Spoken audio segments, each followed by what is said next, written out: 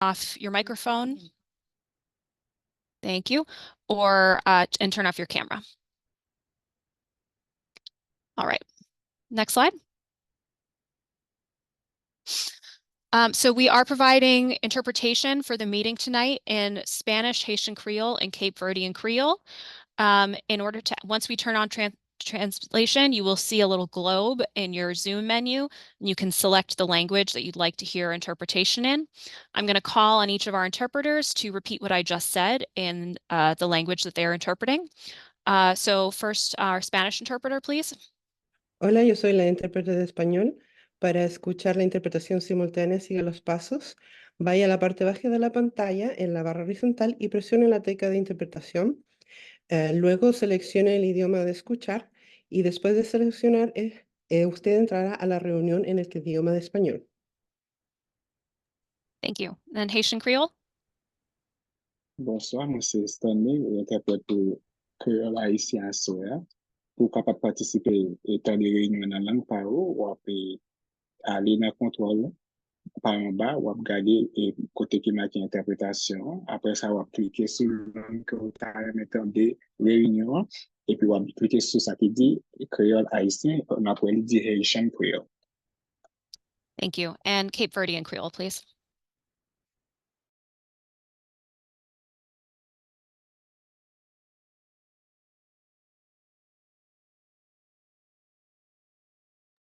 Can our Cape Verdean Creole interpreter please give the instructions?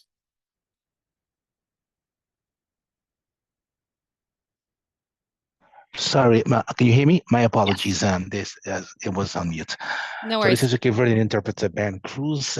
Alô, esse é o intérprete crioulo cabo-verdiano bem-vindo Cruz. Para ouvir essa reunião no bom idioma, seleciona na parte inferior da boa pantalla aquele ícone de globo de linguagem crioula, símbolo de reunião no bom idioma. Até noite, please.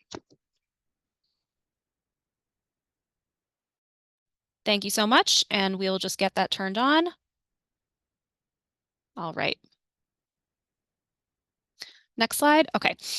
So just want to state our guidelines for all of these meetings that we've had. We want to ask everyone to please be respectful of others in this space. Please let us know if you're representing a neighborhood association or a larger group.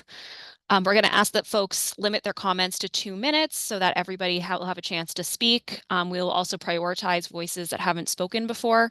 And we ask you to be aware and sort of the other people that also want to be able to speak. We are also going to be turning off the chat during the presentation. We will have opportunities for people to give feedback throughout the presentation, and then we'll open up the chat for the discussion at the end. We will also collect and review your feedback, and we always try to answer as many questions in the chat as we can. And any questions that are not addressed during the discussion, you can please feel free to email us at whitestadium@boston.gov. And I'd like to take a moment to acknowledge any elected officials who might be here with us. I haven't seen any, but if you want to raise your hand if you're an elected official and would like to say a few words.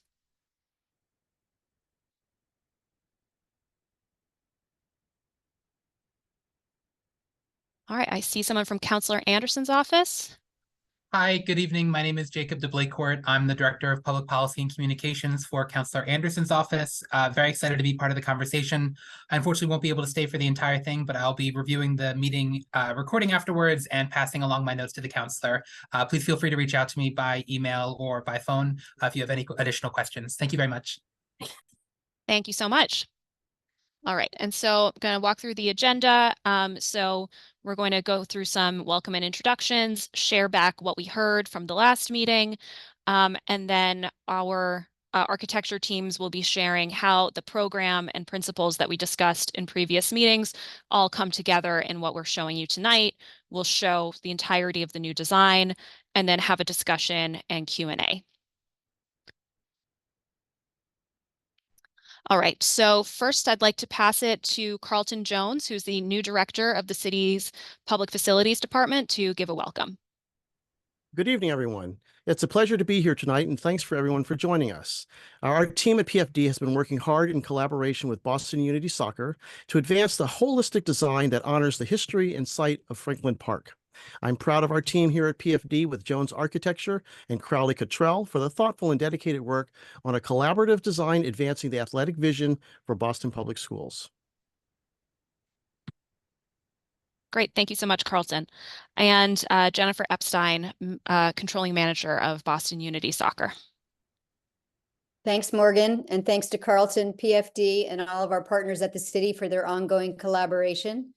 We are really excited for tonight's meeting because we're going to see a working design that has been thoughtfully refined to reflect all of the helpful input we've received in these meetings, along with other feedback we've heard from a variety of community stakeholders. I hope you'll agree that the product is even better than before because of this process and your suggestions. I would like to reiterate our belief in the benefits of public comment on the design or any other aspect of the White Stadium restoration. As we said in the transportation workshops and in other meetings, we intend to continually review, refine, and improve all aspects of the project through each phase: design, construction, and ultimately operations. White Stadium and our team are community assets, and we are committed to continuing this dialogue and building this relationship with you through regular ongoing engagement. Thank you all. Thank you so much, Jennifer. All right, next slide. So I want to thank everyone who was able to join us at our last design meeting on May 8th. We're going to start by reporting back some of the things that we heard at that meeting. Next. So first, just want to talk about some of the feedback that we've heard on matters other than design. We're here to talk about design tonight, but want to acknowledge sort of other things that people have raised. So on transportation, want to note that we've been having a lot of engagement separate from these design meetings on transportation. We presented updated transportation plans in neighborhood-focused meetings in early April, digested that feedback and incorporated it in a presentation to the Impact Advisory Group on May 15th.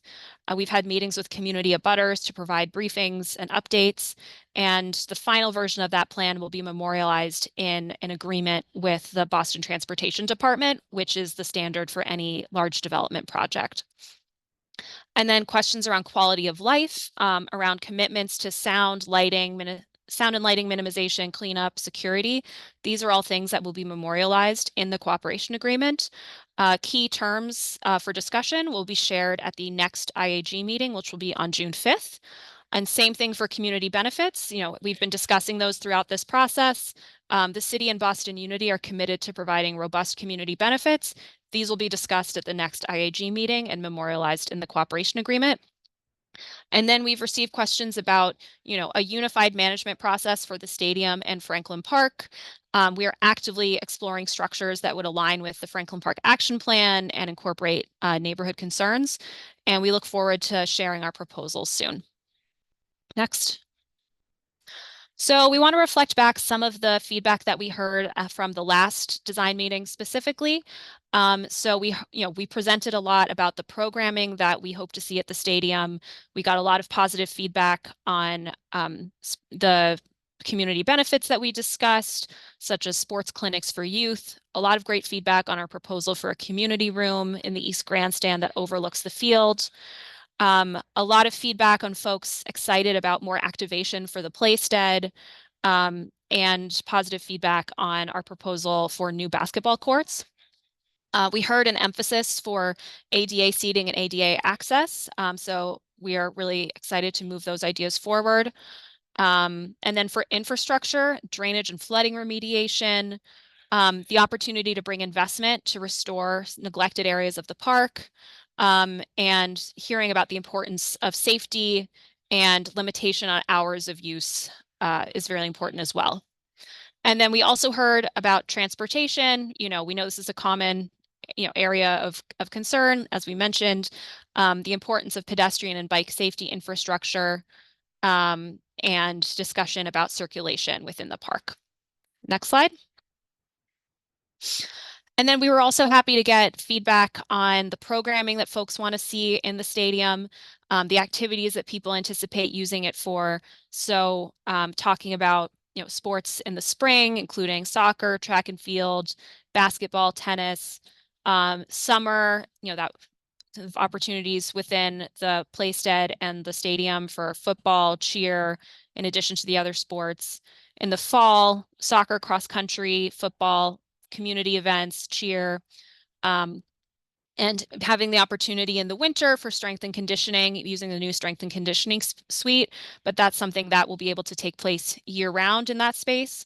And we'll have opportunities for year round group fitness as well as community access for walks through the park, walks through the stadium, community use of this playstead, picnics, barbecues, etc. So I want to share where we are in the process in terms of being able to give feedback. So just sort of going through where we have been. We are on the third of our sequence of design meetings. Article 80 review continues. So we had our second IAG meeting May 15th. Our third IAG meeting is coming up next Wednesday on June 5th. And then Boston Unity is preparing to submit a supplemental information document in response to requests for information from the Boston Planning Development Agency. That will trigger a comment period where folks will have another opportunity to submit public comment so that additional revisions can be made. And then this project is undergoing review by the Landmarks Commission, the Boston Civic Design Commission, and the Parks Commission. And now with that summary, I will pass it to Diana Fernandez, the Deputy Chief of Design for the Boston Planning Development Agency. Thank you so much, Morgan. So we're so excited to have everyone come together today for our third design workshop. If we advance to the next slide, last time we were with you, we were discussing lots of ideas around the programming, the different constraints and opportunities associated with what this project can bring to White Stadium and to the community at large. And today we're really excited to be able to sort of bring together those programmatic elements with the design principles we shared at our very first design meeting. So if you advance one more slide, when we met with you during that first design meeting, we worked in partnership with the Reed Hildebrand team, who were the landscape architects who led the Franklin Park Action Plan, to establish a set of design principles that are carrying forward many of the ideas and principles identified in the action plan to shape the work that is happening within White Stadium. And through that feedback that we received from that first meeting and the programming conversation we had at our last meeting, we've been able to refine those principles and come back to you with how those principles and the program really come together. So today, both the Stantec and the Jones Architecture and Crowley-Cottrell team are going to be able to walk through how is it that these design principles and programs come together to establish a new design direction for the future of White Stadium. So with that, I'll hand it over to Tamara, who'll take us forward. Thanks, Diana. I'm principal at Stantec Architecture Boston, and we're working on the Boston Unity side of the project. And I'm going to start and kick it off with design principle 1, which is establish a balanced design approach. Next. So just to start off and level everyone, in case you haven't been able to join us for all of the previous meetings, and this is your first one, we are doing a stadium renovation in Franklin Park, and it's a combination and collaboration between Boston Unity Soccer Partners and the Boston Public Schools. And the Boston Public Schools is doing the area in blue, and we are doing the areas in green. Next.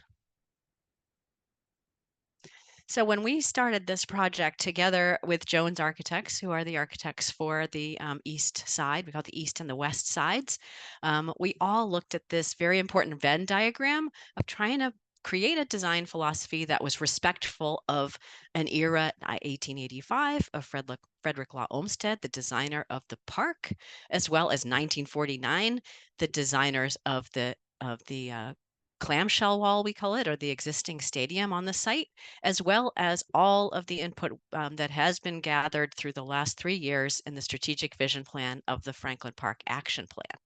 Next. And we came up with a series of inspirations. This is just one of our reference aspiration slides where we're looking at organic forms that speak to both the Art Deco and the Bauhaus architectural eras, as well as the organic forms and overlooks of Olmsted's Park. Next. So starting with the west side, the parts of our project that are included there are the stands on the west, a lot of locker rooms and other things for the team, as well as some some suite level and concourse level amenities for the entire stadium, and we will walk you through a video of that later, as well as the South Crescent and the Grove. If you want to point to that on the right side, which is a small food and beverage building facing the Playstead. Next. And so we started to develop this design philosophy where we're keeping the west clamshell wall, and yet we have these two wings that come out and actually allow us to add more program, more amenities to the space, and mirror what's going to be happening on the east side. And so we needed to determine what those relationships were. And so we have basically a white wall that's going to be surrounding the entire stadium when it's done. But then there are all these additions to it, which are these soft, warm wood elements that kind of curve around and relate and pay homage to that that Art Deco Bauhaus history. Next. I'm going to hand it to Andre, who's our partner at Moody Nolan. And Andre, you're muted. Yes, there we go. Thank you, Tamara. As Tamara said, I'm Andre Vega. I'm with Moody Nolan Architects, and we are partnered with Stantec. We are among other things, stadium and sports design experts. And so I'd like to point out some of the features here in the West Grandstand seating. So what you see on the top is as if you're standing on the field looking back towards the West Grandstands. You can see that there are 3 distinct levels of seating. The upper bowl, which is the largest section that's just below the press box at the top, which has the majority of the seating for the stadium on this side. And then you have the middle section, which is what we're calling the suite level, which is that horizontal row of windows that's just below that upper bowl section, which has seating as well as private suites that will be very, very very nice for watching games. And then lastly, you have the lower bowl section, which is down, starts at the track level and moves up to just below the suite level. In the image on the lower portion, you can see the clamshell wall that's being preserved and the new structure that's rising up behind it with the canopy and some of the levels that are on that other side. Oh, thanks, Andre. Hi, everyone. I'm Dan Ola. I'm the project manager from Jones Architecture, and I'm going to walk you through where we are with the East Grandstand design. So what you're seeing on screen here is just a plan image of the East Grandstands, and you can see it's very much a mirrored image of the west side of the stadium with a 2-level seating grandstand at the center of the field there with wings to the north and south, or the left and right on the page here, which have all the BPS student and staff program contained within them. So we can go to the next slide. And just to show you the elevations that are kind of starting from the bottom here, the image at the bottom is the elevation of the exterior of the building from the Playstead roadside. So what you can see here, much like Tamara explained with the use of materials, we're going for really a combination of a kind of reinterpretation of the clamshell wall and maintaining of solidity around the perimeter of the stadium, which you see in the wings on the left and right hand side of the elevation here. But the other thing that we're really trying to do is introduce natural materials or natural tone materials, and also start to bring transparency and porousness to the east side to really build on that idea that the stadium can really be connected or build the strength of the visual connection to the park. So you can see that here with the use of the screen wall and the center of the image of at the bottom of the page, where you're starting to see into the concourses of the stadium and get a kind of view from Playstead Road almost through into the stadium. And then at the top of the page, you can see very much like Andre had described, a very similar seating condition. We have a lower bowl, which is about a quarter of the seating or so. And that's really focused on the seating for the track and field activities for BPS. And then there's a mid-level, which does not have suites like the other side, but it is an open concourse so that there's standing room and visibility from that main concourse looking over the field for folks who are using the bathroom or going up to concessions. And then the upper bowl is very much the kind of majority of the seating, very similar to the way the West stadium seating is composed. And then I think one other thing to point out here is just the wings on the left and right-hand sides of the grandstand here. We're introducing natural toned materials to clad the BPS program wings on the left and right, and we're also introducing more glass and glazing to be able to strengthen the connection from the interior and really look out to the stadium. And the other part to this is that curved shape that you see on the wings is really allowing the kind of taller scale of the grandstand to kind of softly transition down to the wings on either side.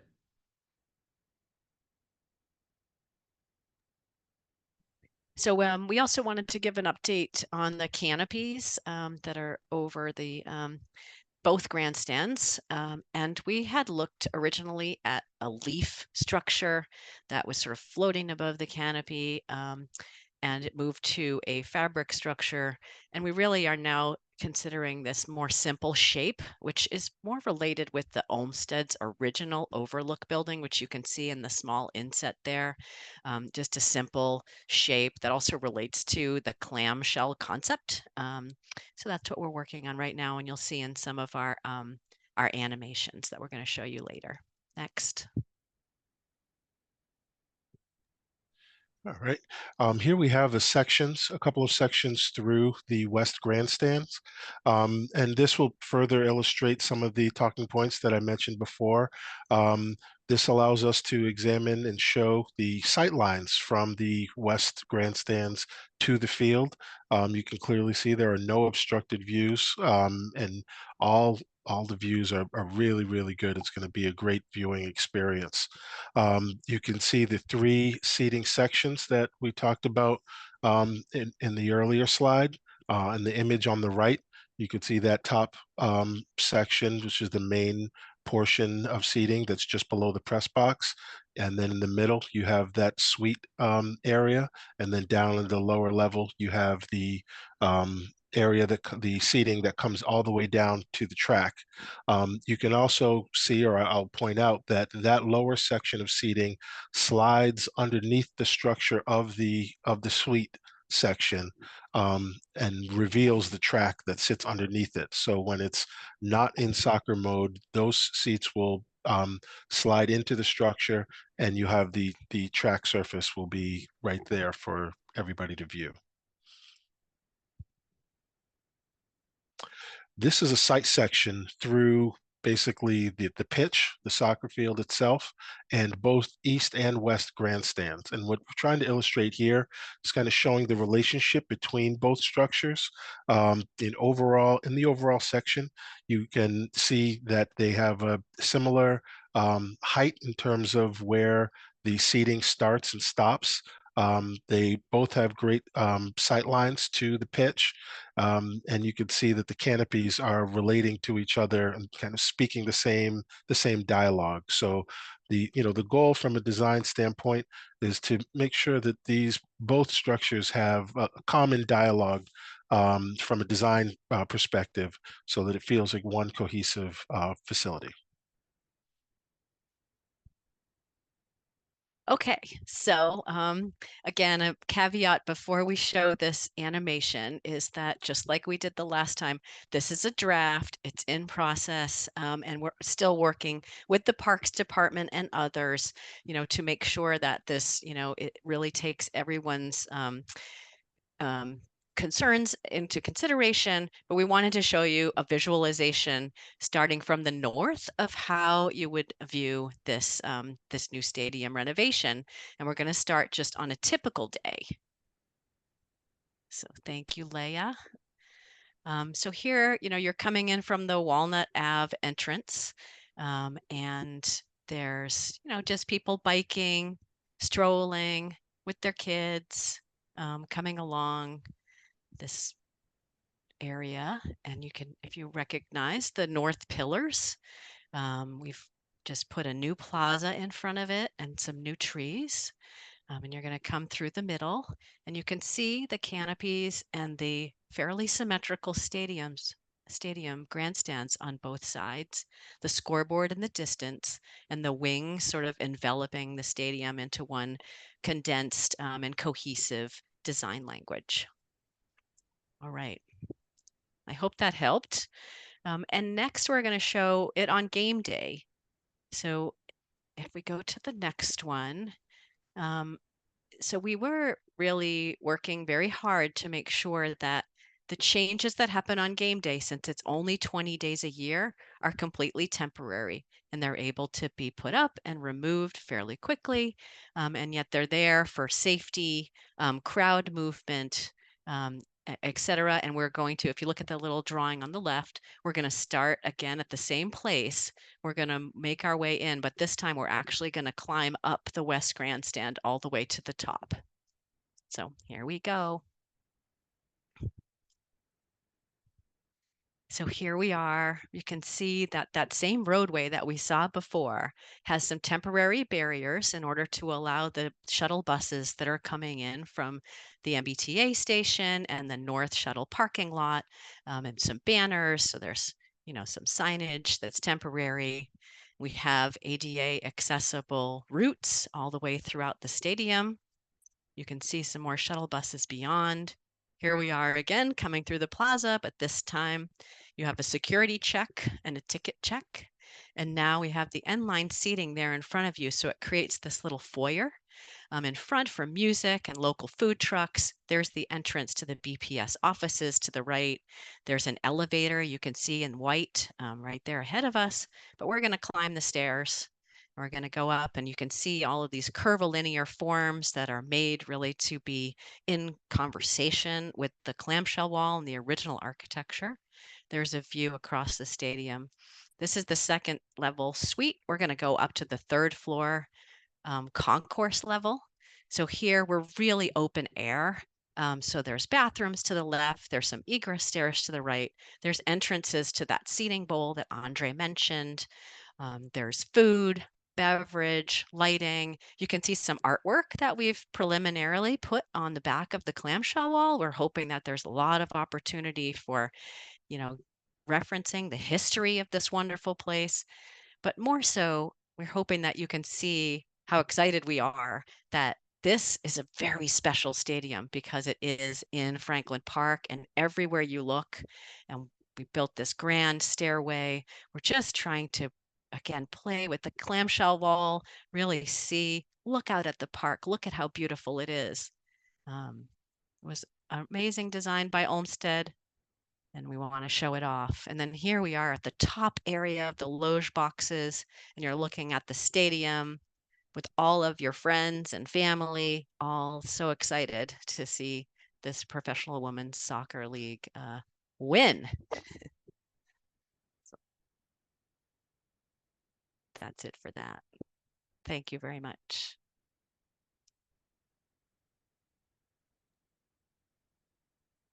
So our next design principle is respecting the existing views and destinations. So next slide.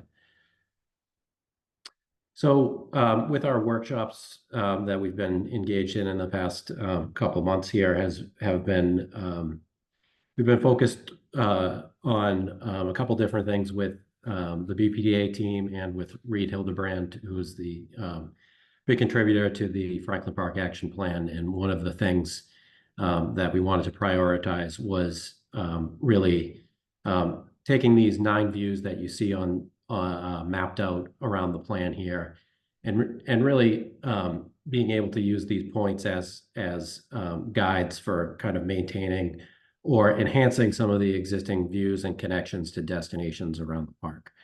So what we're going to do next is show you what these views are like today, and then compare them to how they're going to look upon completion of the project. So we'll start inside the track and field or inside the stadium here. So this is at the north entrance, looking at the East Grandstand with the track meet going on.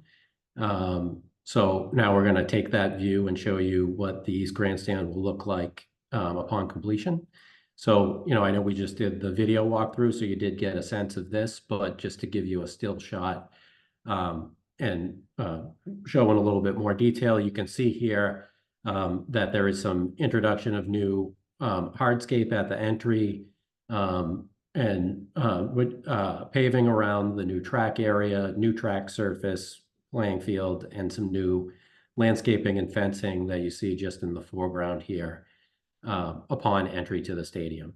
And then, of course, you see the building just where the mouse is hovering. There is the entrance to the BPS offices and student resource space, which we talked a little bit about the last time. Of course, the grandstand in the kind of center right of the image, and then you see the strength and conditioning center, which is off in the distance, the wing to the far right of the screen. Hi, everyone. I'm Jean-Paul Charbonneau. I'm an associate principal with Crowley Cottrell, the landscape architects for the BPS side of the stadium project. For view number 2, we're backing up from inside the stadium. This view is from the direction of the School Street entrance in front of the island on Plaisted Road, looking towards the north pillars and box office. Next slide. In the proposed condition, and to preserve as much of the existing stadium as possible, the pillars and box office remain, with the new stadium behind. We think the north entry is an important public place and how many visitors will approach and enter the stadium. Improvements will include a new plaza and removing the solid north walls and replacing them with a more transparent fence. What we hope this view highlights is that we have worked to provide better visual connections to inside the stadium. New and informally arranged trees will help make this north entry feel like the park wraps around this part of the stadium. Next slide. We are working our way around the East Grandstand. View number 3 is from Plaisted Road. There is a large rock outcrop on the left and tall mature oaks left and right. Next slide. Though this is where the stadium expands closest to Plaisted Road, the large rock outcrop and tall mature trees will help make the stadium feel tucked in. A new secondary park path will provide a connection to the entrances at the East Grandstand and a route around the stadium. We see one of the single-story wings in this view, which will house offices for BPS and the grandstand beyond. New and existing trees will provide shade, comfort, and scale. In the rest of the views and in all future slides, views will expand and contract, and the themes and elements of the playstead, both old and new, will repeat. Next slide. Okay, and so to take you a little bit further up Plaisted Road, so this is the point on Plaisted Road to the north where the Bear Dens path intersects with Plaisted Road, and you can see in the kind of center of the image here, the East Grandstand is on the left, and then there's a gate currently between the East Grandstand and the wall that surrounds the stadium currently. And we really think this is a location where we can enhance the connection from the stadium to the Bear Dens path.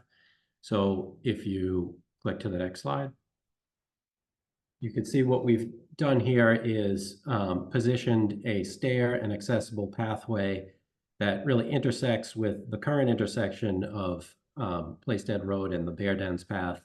And we've positioned this closely to the new northeast entry point to the stadium. So that glassy vestibule that you see in the center of the image is a kind of open connection with the grandstand to the left and the BPS wing to the right.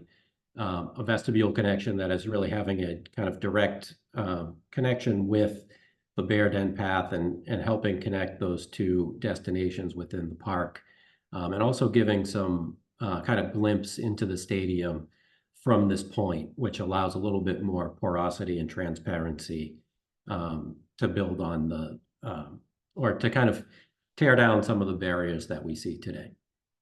Next slide. And then moving further up to the kind of center of Playstead, we're looking at the current center entrance, the red door to the East Grandstand. And you can see in this image currently on the left-hand side, next to the maple trees there is a pudding stone outcropping, which we're very conscious of preserving. So if you click to the next slide, you can see that the new East Grandstand will be closer to Playstead Road, but we are still preserving that Playstead, the pudding stone outcropping on the left there. This will also be maintained as the central entrance to the East Grandstand. So in the middle of the page there is a stair on either side that ascends up to the concourses where you'll eventually get to your seat.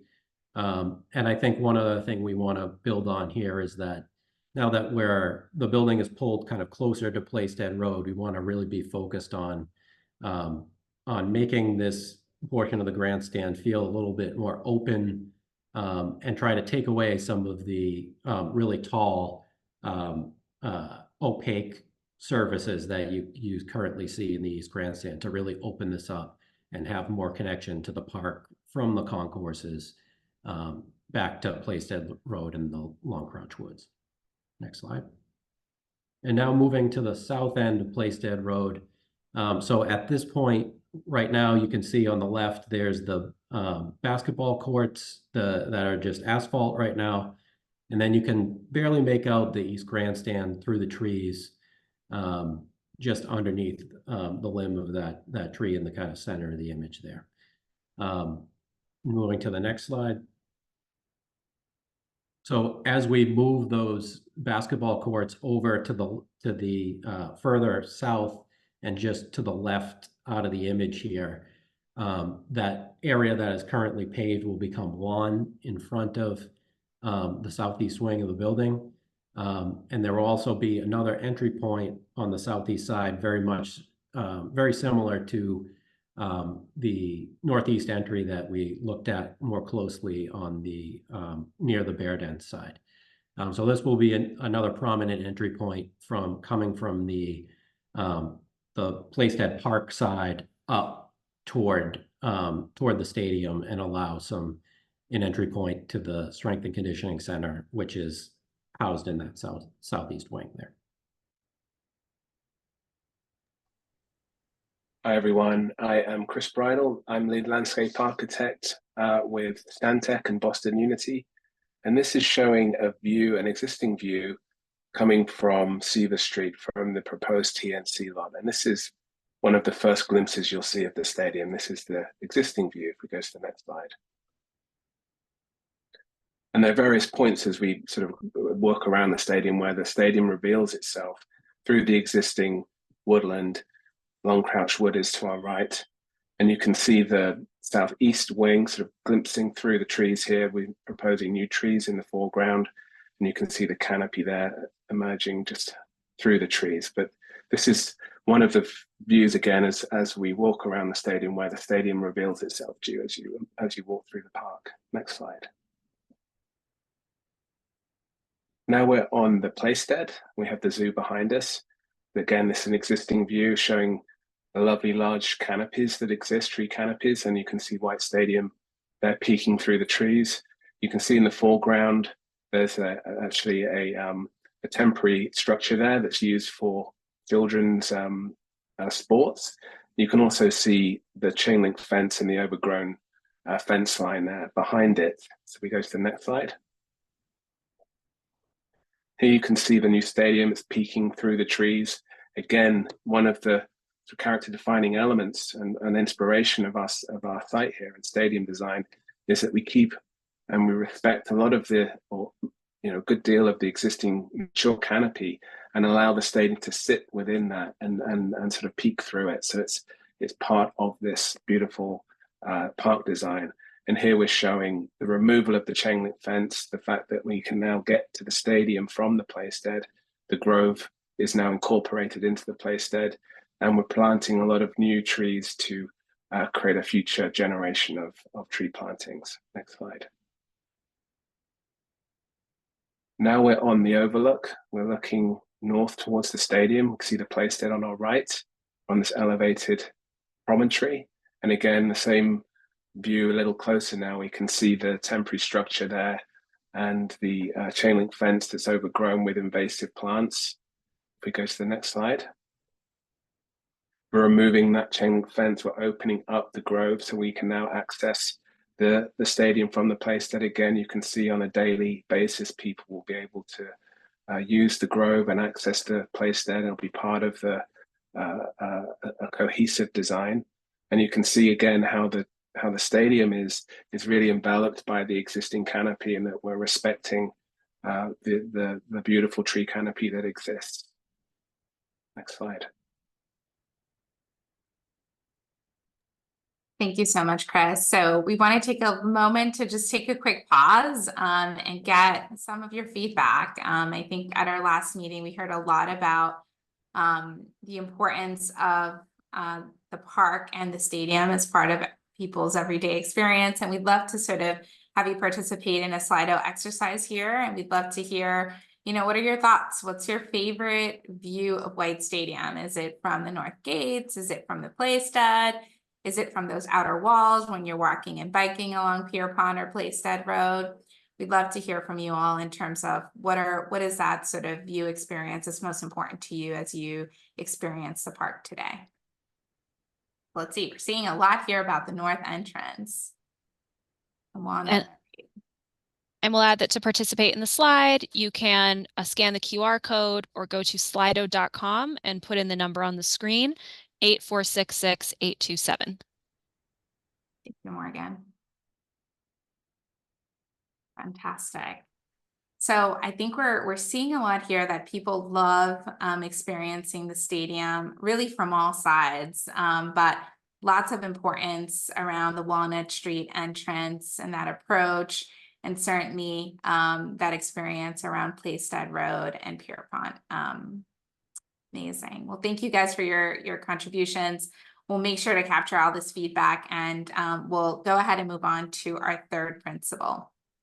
So we were really thankful to sort of work with the Reed Hildebrand team to really think about this principle of enhancing the existing tree canopy and really thinking about the next generation of trees here at Franklin Park. If you go to the next slide, looking back at the Franklin Park Action Plan, there's some great recommendations that came out of this that really focused on planting within the Playstead, specifically around routes of circulation where people are going to be walking to provide comfort during the hot season, and also to sort of think about the durability of high use areas and thinking of improvements both to soil composition and to drainage to ensure the success of those areas as they continue their use over the year. And also being really intentional, right, about increasing the species diversity of this area. We know that Franklin Park has not seen a lot of investment, and we certainly want to think about diversifying that canopy for the future. And also ensuring, right, that as priorities that were identified in the action plan for the park overall, we're being sensitive to the management of invasive species, really thinking about these heritage and legacy trees that define the park experience today. And then also thinking about how the introduction of new plantings can structure different park experiences or return some of the park experiences to their original design. And then finally, cultivating that next generation of heritage trees through purposeful planting throughout the park. So all of these sort of principles and priorities we are carrying forward as part of the work that we're doing here for White Stadium. So if you go to the next slide, we wanted to sort of, bring your attention to some of the work that we've been referencing within the action plan. This excerpt here from the report is related to the ecological health of the canopy and the woodlands, and wanted to draw your attention to some of the specific recommendations that were identified here. And although our location, White Stadium, isn't within the woodland, it is, we do have these buffers and these transitions that engage with Long Crouch Woods and the other woodlands on the west side. And we think it's really important to pick up on a couple of key recommendations here. The first, which is to really focus on the removal of invasive species in this area, and also really thinking about thinning out that understory and opening up views to restore the original sort of park experience to the park, as well as being very intentional, right, about minimizing circulation paths and balancing, right, the uses, the heavy sort of community use with the broader ecological health of the park. All things that we want to carry forward as principles that can shape the work that we do around those sort of buffer areas where we meet the woodlands. Next slide. And for us, this means that we see this stadium project as the first project coming out of Franklin Park action plan that provides us an opportunity to set a standard for the type of commitment and transformation this project can bring to the park overall. And today, the city and Boston Unity partners commit to planting hundreds of new trees in Franklin Park and creating a tree bank for the city and the future executive director of Franklin Park to plant over the next 5 to 10 years and really think about that next generation of plants that will dominate the canopy of Franklin Park over time. And I want to draw your attention to some of the plantings that we're actually going to be doing within the playstead itself, looking at opportunities for informal grouping of trees, thinking again of taking those recommendations of putting trees where paths and people are going to be. So, enhancing some of those circulation paths with added vegetation, and also really thinking about the removal of some of those invasive species and ensuring some of these critical view sheds and relationship to the playstead are reinstated as part of this project. And we also see that this commitment to planting these over 500 new trees in Franklin Park is also an opportunity for us to create a new project out of this. We see this as an opportunity for that tree bank to provide a series of resources to plant trees in areas that have been underinvested in or have not had ecological interventions. And there are many recommendations in the action plan, such as Long Crouch Woods as being one of the examples of some of the woodlands that are in dire need of restoration. And we look forward to a community process where we can identify those opportunities. Next slide. And in the action plan, we also heard very clearly, right, that the stadium itself and the playstead specifically, right, is situated in an area that is in dire need of a restoration approach that enhances both the soil composition of the place and looks at best practices for stormwater management. So introducing porous pavements where possible, swales, and other elements that can ensure that we are providing the right type of soil composition and reducing compaction to ensure that these spaces continue to function for multiple uses and sports over time. Next slide. And we know, and we've heard this, we've seen the pictures, and we've heard and seen some of the photographs of many of the ponding and stormwater issues that exist on site. We're working really closely with the Stantec team and the Jones team to develop an integrated stormwater management strategy that allows us to integrate this into one system, understanding the new impacts associated with the stadium, and also ensuring that this is an opportunity for us to repair some of these areas that have suffered from poor drainage. So taking a look at ways to improve the soil composition with the introduction of new organic material and under drainage, as well as removing some of those fences and overgrown vegetation that exists in some of these areas where stormwater ponding exists today. Next slide. And the work that we're sharing with you today is part of a really long evolution, looking back at some of the concepts that were part of the original RFP in 2023 to where we are now, the community and your feedback has shaped where we are today. We have seen many of the changes further amplify the importance of this park, of its legacy, of the cultural and landscape opportunities that exist on site. And we're really excited to sort of bring together both the comments we received from the community, from the landmarks, from the Boston Civic Design Commission, to share the design we have with you today. Next slide. But we also understand, right, that working in a cultural landscape like this is a really important responsibility. We know that this, park almost qualifies as a World Heritage Site, and it's an opportunity for us to look back at the original Olmsted design, understand what the original planting and ecological moves were, to assess what exists today. So looking back at Olmsted's design, you can see here in blue, that walnut entrance was really defined by this sort of formal canopy of trees in this alley. And as you enter the Playstead, you have this sort of informal buffer, this sort of grove of trees that define the edges of the Playstead and created that transition between the woodlands and the overlook and the Playstead. And, when we looked back at the action plan and in partnership with the Reed Hildebrand team, started to really assess what were the recommendations in the action plan. And one of the key pieces here is sort of bringing back that buffer canopy and thinking about planting that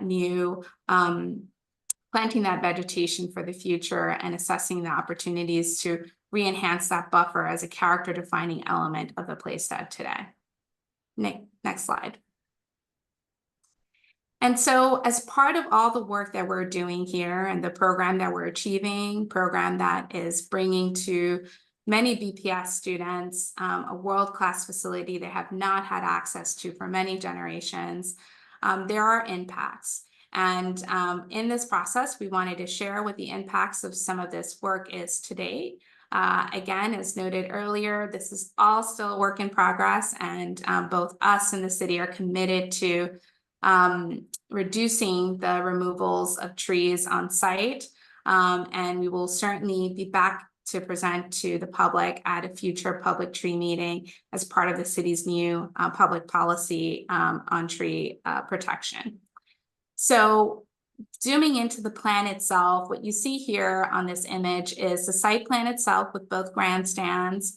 In the middle, the sort of white area is the zone where we host our 8-lane track and our field that is going to provide, world-class facilities for BPS students. And as you can tell here, some of the trees that we're identifying in these sort of darker green bands are trees that are being preserved and are part of that sort of character defining canopy and buffer that defines the original Olmsted design. But zooming in a little bit closer, you can see that where we are building these new grandstands and where some of those existing walls and fences exist, there is vegetation that will be impacted as part of this project. Some of that vegetation, 14 of those species that we've identified through the work our arborists have done, are invasive and non-native trees, so trees that are recommended to be removed because of their invasive qualities. 7 of those trees are also in poor or declining condition and are hazards to the park today. And 18 are in fair condition, meaning that they may have some structural issues or are in decline.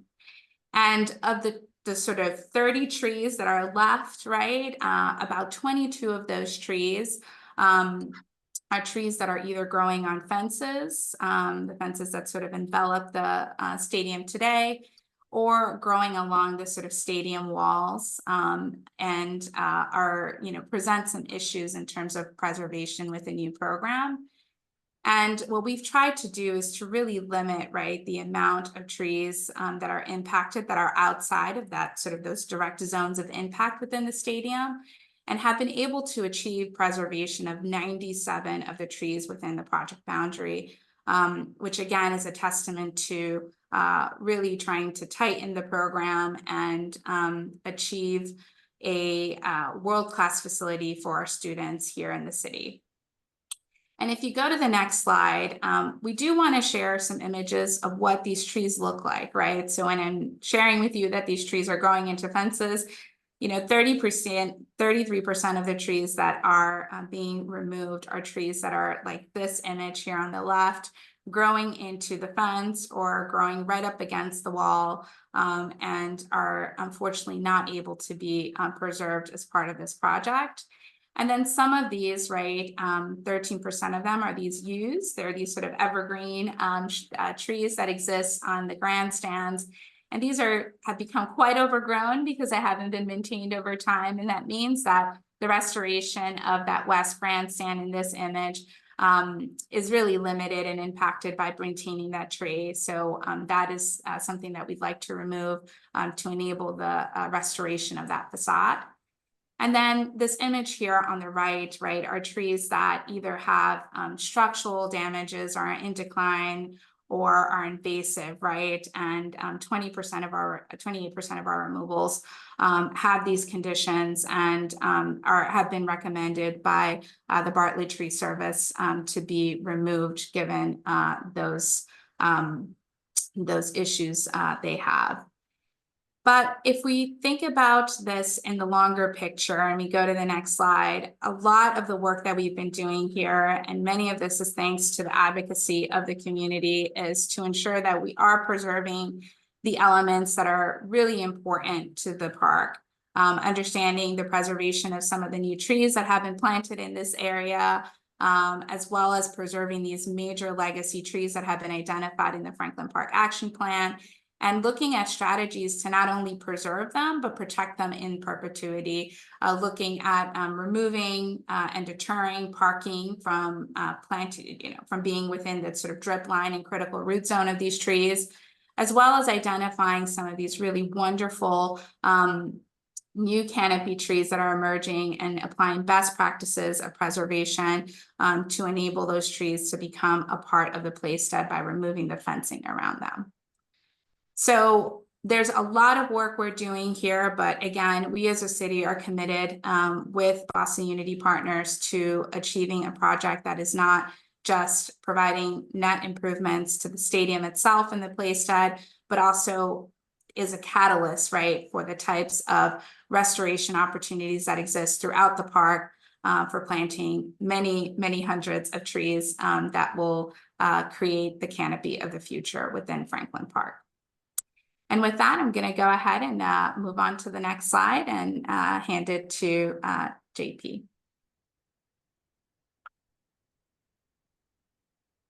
I think you're on mute, JP. Next slide, please. Design principle number 4.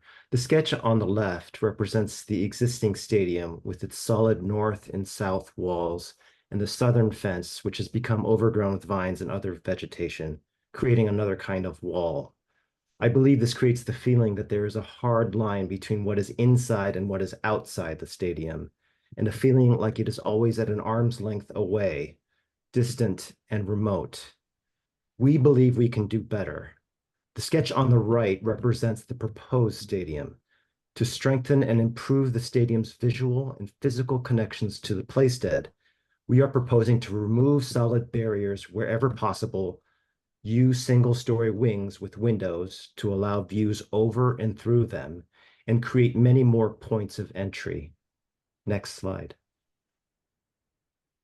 In addition to improving connections to the playstead, we also feel the new stadium has the opportunity to give back to the playstead.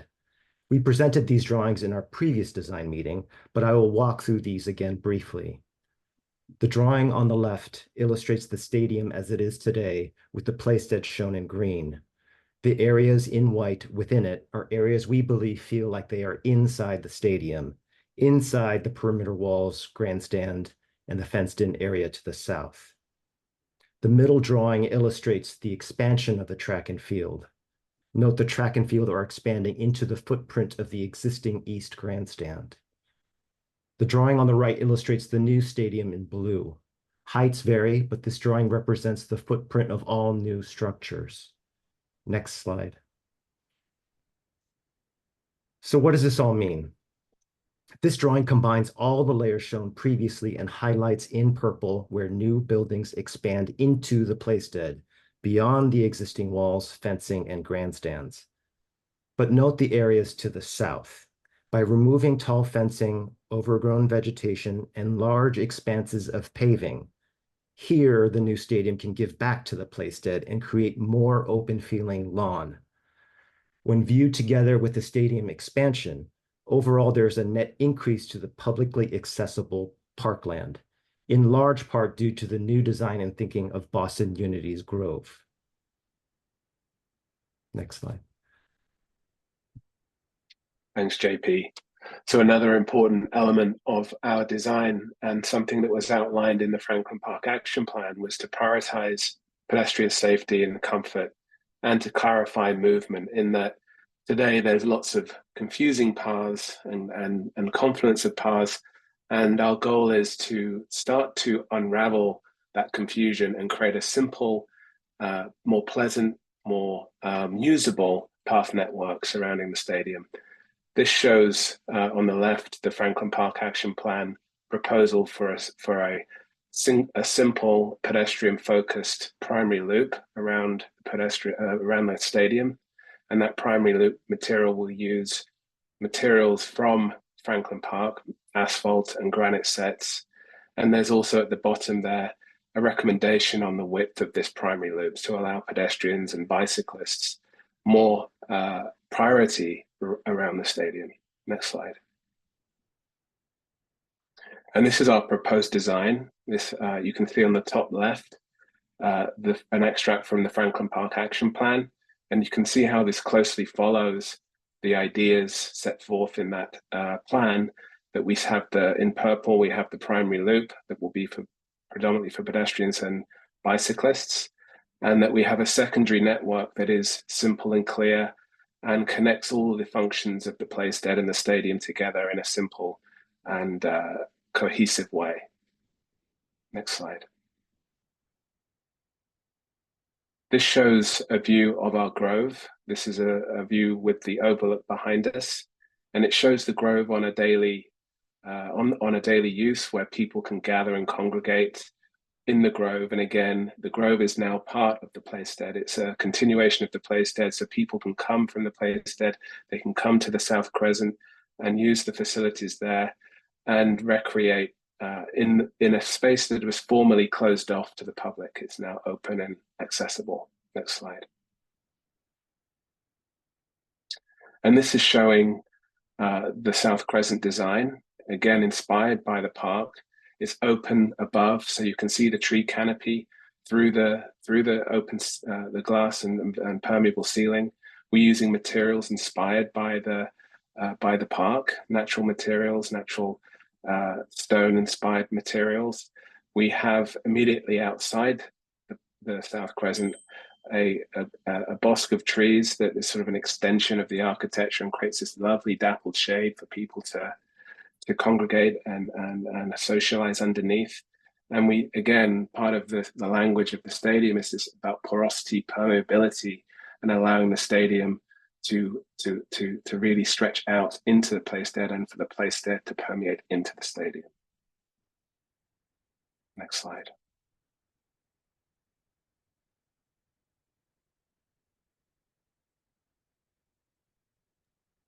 I believe this is Andre. Andre. Hello.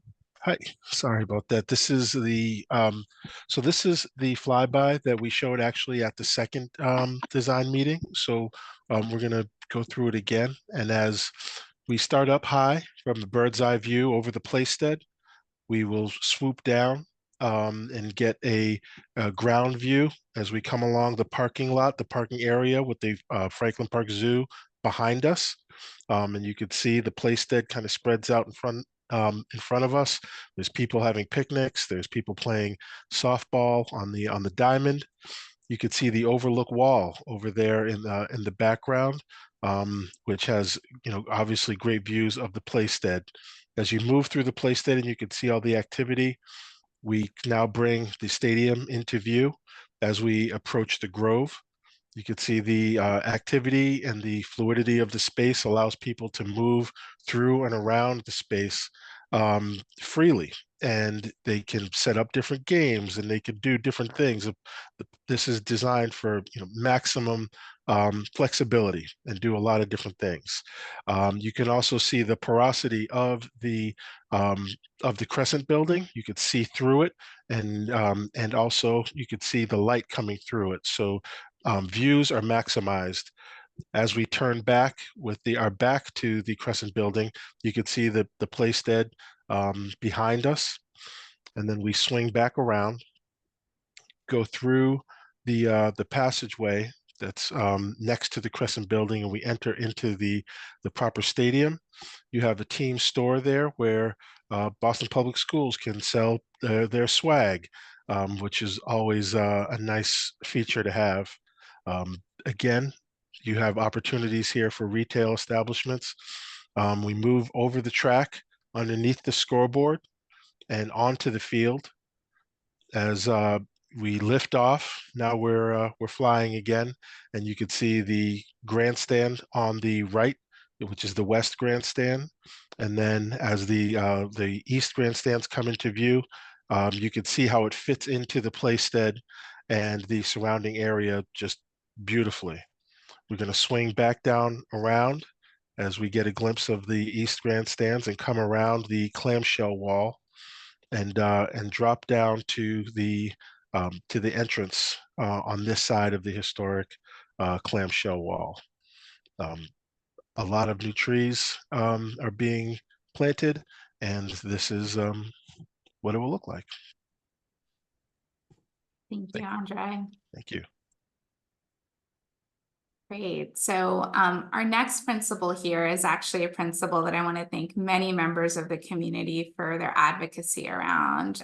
This one is one that we actually didn't include as part of our original principles that we shared as part of our first design meeting, but something we've heard continually through this process, which is how is it that we're commemorating the cultural legacy, right, of Franklin Park, its people, and its history. Next slide. So the park history itself is really a palimpsest of different histories and people over time, starting with the original vision, right? This is a view from Long Crouch Woods to the Playstead. You can see, there isn't a mature canopy the way we have it today, but you see those pudding stone outcrops and really one of Olmsted's only designed architectural elements in the distance, which is the overlook, really gently sort of, tucked into the landscape. And it almost looks like a large outcropping in the distance or a little mound. And if you go to the next slide, the history of the Playstead itself is not only shaped by Olmsted, but it's also shaped by the many different people and activities that have happened here in the park.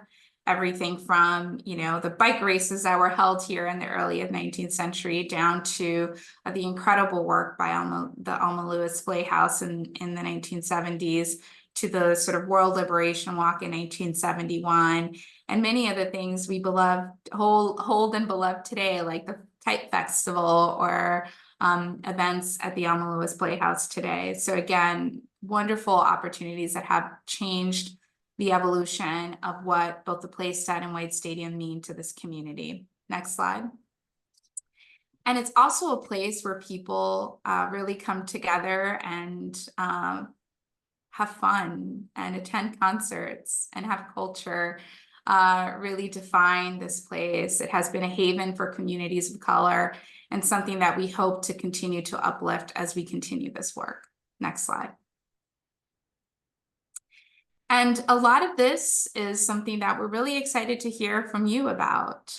We understand that commemorating this legacy can be done in so many different ways, whether it's, looking at expression through color and material and the beloved red door of the West Grandstand becoming an element to, thinking of the typeface, right, that's being used in the stadium walls today, to imagining even more exciting opportunities such as projection art, like what you see here at the Boston Public Library, or the introduction of murals, as Tamara and her team mentioned, being integrated into this work.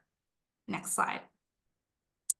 So, we want to take the opportunity to kind of walk you through the experience of the park in this location, and end on a little bit of a sort of Slido exercise to sort of get your thoughts on how this work comes together. So I'll hand it over to Tamara.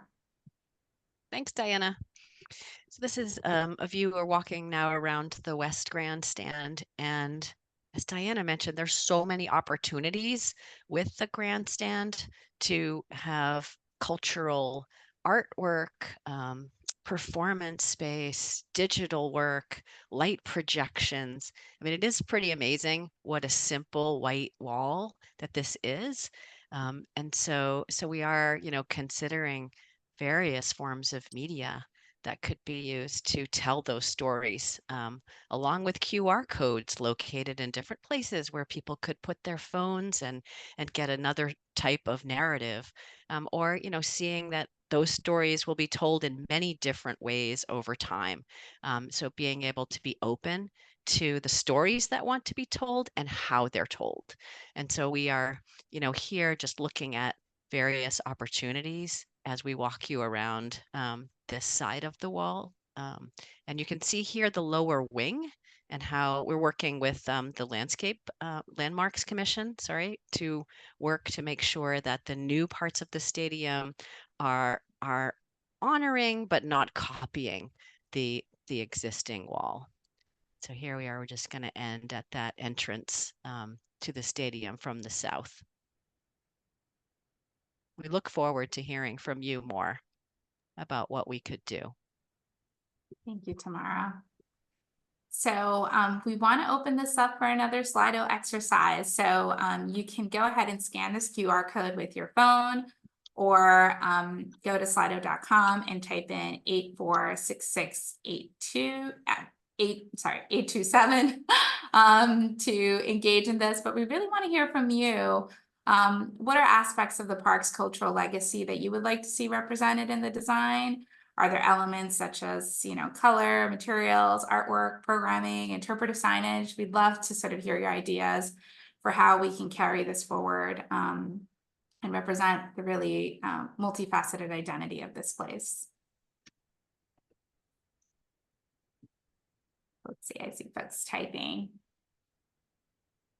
Okay, mural, local civil rights leaders over time. Oh yeah, loving the concerts when you were young.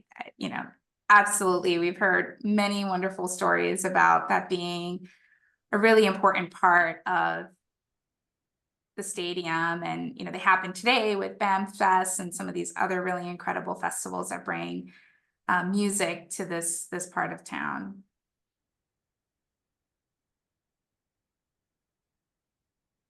Projection art. Ooh, a museum of cultural events. That's an exciting one. I see food coming up, tourism. Wonderful. Well, we're going to continue to solicit this feedback. We love your ideas. Please send them to us. We're very committed to this history and want to continue to work with you all to identify ways to incorporate that more meaningfully into the work that we do here.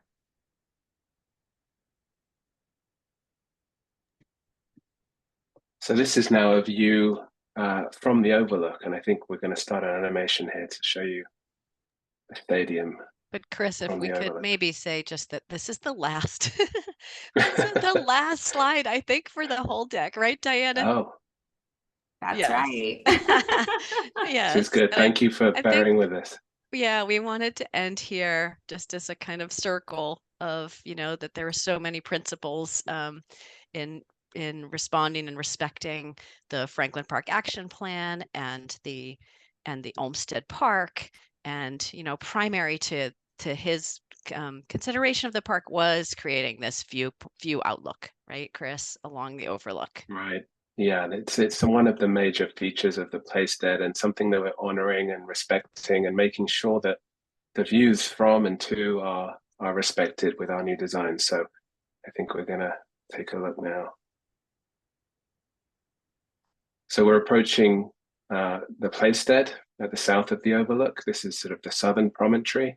We can see people playing cricket on the playstead, people playing other sports. We're going to loop around here. And this is as one of the other moments where the stadium reveals itself through the trees. We're showing you the overlook here, but we know that the overlook is going to be developed in the future, and we're looking forward to collaborating with the future design team and making sure that our work is cohesive and collaborative. So we're going to take another look towards the stadium over the midpoint of the overlook. And again, you can see how the existing trees and the proposed trees are sensitively designed to allow the stadium to sit within the landscape. And you can see the grove there as well. You can see the ruins there on the left. And again, we're looking around to see the grove, again, incorporated into the playstead. This is a place for small and larger events, but we want it to be part of the park. And we really want to honor this wonderful view from the overlook. Thank you so much, Chris. And with that, I think we're gonna wrap it up and just thank everybody for hanging on. We had a lot of content to cover. And again, just want to thank all the community members for your thoughtful feedback, and I would love to take questions or answer, clarify anything that we presented today to continue this work. So we'll go ahead and give folks a minute or so to raise your hands, and we'll dig right into questions. Okay, let's see. I see lots of hands up. Joshua, I see you have your hand up. Can you unmute, please?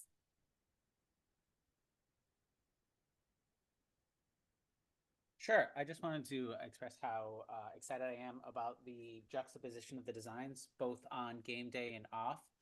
And I also wanted to just support the change in the canopy aspect. I could see from the different design, it just looks significantly better within the park with the newer design, with the, I think it was a fabric aspect versus more solid. Yeah, I appreciate the ability to have the flexibility of game day and off game day elements. That's all. Thank you so much, Joshua. We really appreciate that comment. And, you know, we heard it loud and clear that people cared so much about that everyday experience, and that has really shaped the work that you've seen before you today. Let's see. I see that Lydia has your hand. Lydia, can you unmute, please? Hi, yeah. I've been living around here for the past, let me see, about 25 years now. I've been around here since I was 14. So I have history with the whole park and White Stadium area. And I was interested in the whole aspect of everything that you are doing, especially with the greenery and everything. Because my worry was there is a lot of construction going around, and I worry, are they going to remove the trees? And if so, if you have to remove certain trees, are you going to replace those with other trees? Because we definitely love our greenery, you know what I mean? And we planting things around here. And as someone that walks around the park every morning, I was interested in knowing if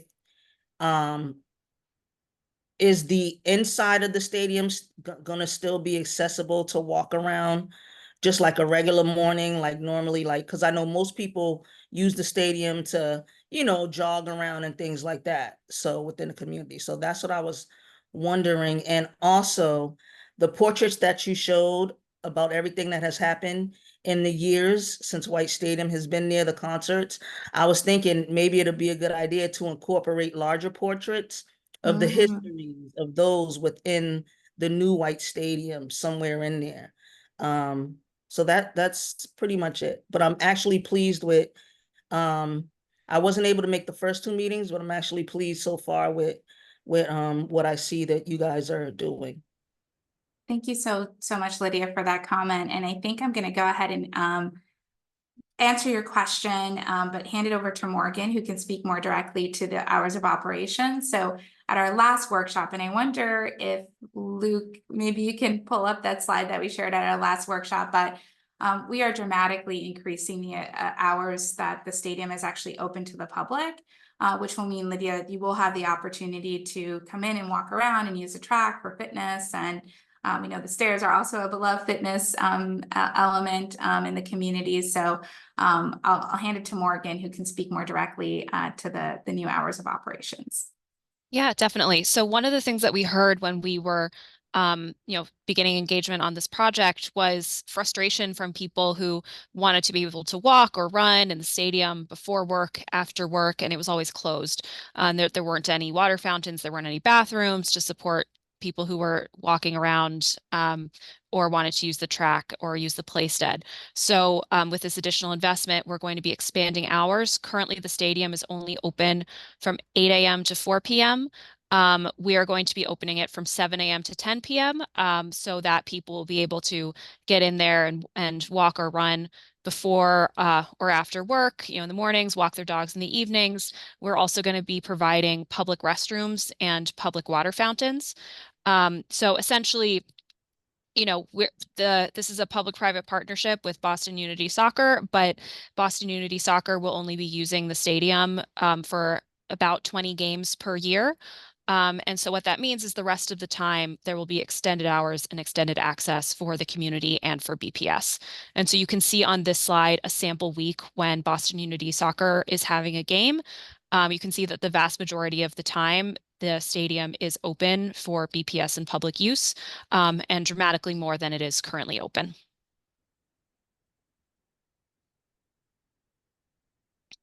Wonderful. Thank you, Morgan. And I see C. Kaliga. Can you unmute, please? Yes, I see all the work everybody is doing. And you know why you're doing all this work is to mitigate the facts that you are that this having a professional soccer team in our park is going to damage our park forever. And that's why you are having to do all this wonderful design. You're doing great work, but it isn't necessary. We have Nickerson Field. It's perfect for the soccer team that I want to come to Boston, but I don't want it in our park. Right now, the world is on fire. It's over 120 degrees in India. There are wildfires all over the world at places that have never had them, and they're out of control. Literally, the world is on fire. And here we are taking away green space instead of adding to it. The beauty of Franklin Park is the fact that it has amazing native flora and fauna, which is going to be damaged beyond repair. The beauty of the Jewel of the Emerald Necklace is the wildness of the forest and everything. You are taking green space. This team will require emergency vehicles, will require trucks to bring in stuff for the merch and the vendors, will require, and the beer garden, will require 10,000 fans to traipse through our green space. It is a travesty. You guys shouldn't have to do all this work because it just doesn't belong in this park. That's it. Thank you so much for your comments. And I think, we certainly hear your concerns, and I think we're working really diligently to try to address the concerns about the impacts on the park. I will note that, we are taking measures to ensure, as Morgan mentioned, right, the sort of 20 games a year that will be part of the program are limiting the impacts on the park, right? So making the sort of infrastructure necessary to support those temporary. So, Playstead Road and Pierpont, all of these pieces start to operate based on the recommendations that were laid out in the action plan, which are prioritizing pedestrians and bikes and others in that space. So I think, we remain committed to trying to lessen those impacts. And then also, I wonder if JP can speak a little bit to the greening of the park. And I think the balance we're making here, I think there's some areas that are currently paved over that we're returning to green space. And I wonder if we can bring up that slide to clarify that point.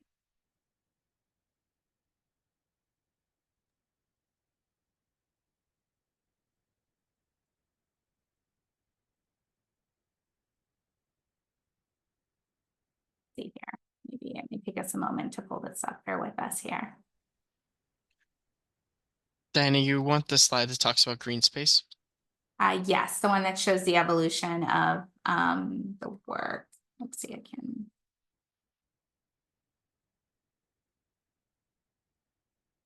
It's slide 62.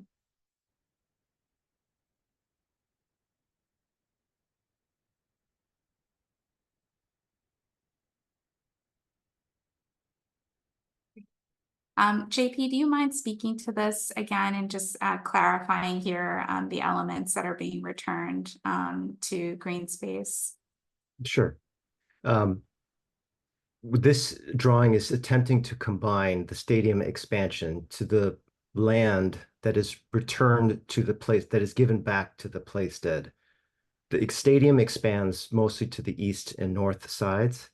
However, in the south, where we have the large area of asphalt where the basketball courts are and that overflow parking is and the tennis court and the fenced in area, that will be returned, given back to the Playstead and become more like the Playstead Fields, open feeling lawn. When you look at these in combination, that is the one area where parkland is given back. Thank you, JP, for clarifying that. Let's see, I see another hand up here. Frederick, could you unmute, please? Thank you. I'm gonna start my video too. There.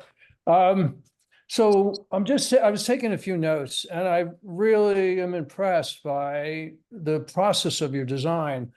I know when I first saw it, I mean, this has been such a complex process, it's hard to follow. But when I first saw it, there were a number of rectangular buildings, large ones, just sort of pushed up against the stadium. And it didn't have any kind of real sense to it. But what you've done now is really the best of what I think of Olmsted. In other words, Olmsted, when he created Franklin Park, he did an esplanade that's now the zoo, which is just very rectilinear and laid out in columns and so forth. But the things that he did that he's known for are the curves, the sense of contour, the sense of New England, of glacial forms. And you pulled this whole stadium into a design that uses his best principles, and I really admire that. I know I hear people say we're losing trees, but we are not losing trees. The trees are dying.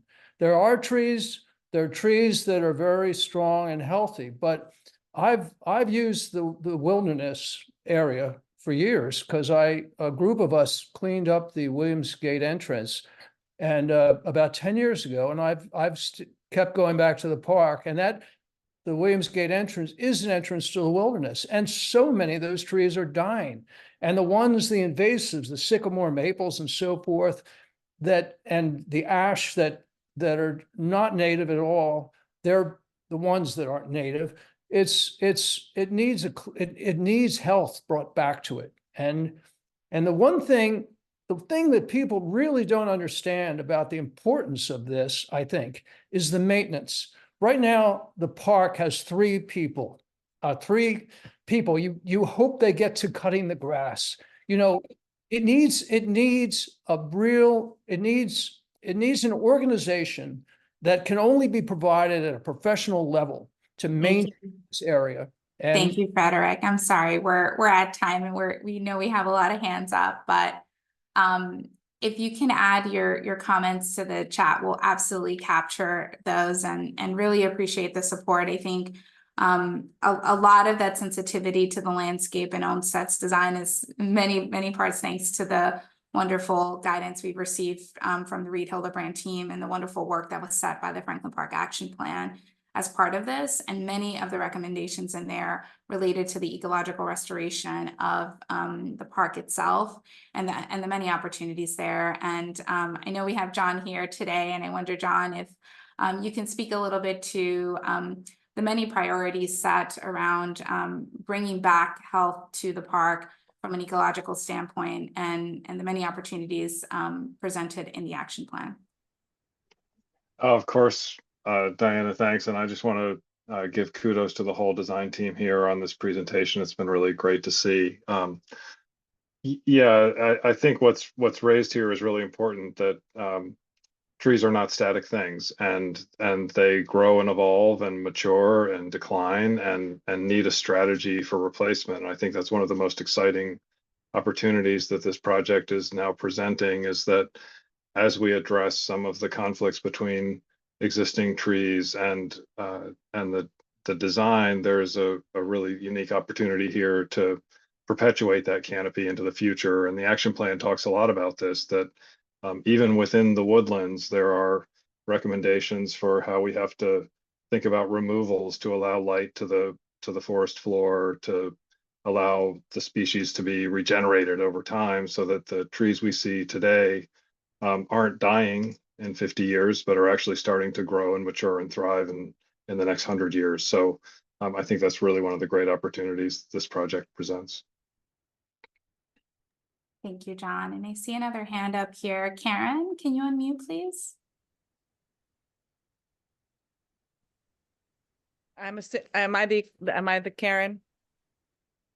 Yes, Karen, Karen Maddie-Braddock. so, president of the Emerald Necklace Conservancy, a nonprofit that serves the Emerald Necklace, including Franklin Park, with 25 community groups as park advisors. We've spent over $1.9 million of your and donors' money on the trees, over 400,000 in the last 5 years on the trees in Franklin Park. I absolutely agree.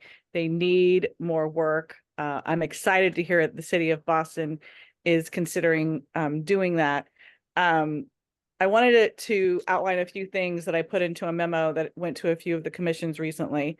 I think that this design team is doing great work, but unfortunately, I think the original design decision was flawed, because now today we believe that we work with communities to make decisions about public land and about their land. And this is a project that includes the 95% demolition of the stadium, does not have the support of any of the neighborhood associations in the area or park groups. There is an active lawsuit right now going on, which the way the city has argued and others have argued that it's not relevant, as they've decided this is not public recreation land. The city asserts that this is school department owned land, and we know that it's owned by the public through a public trust for the park.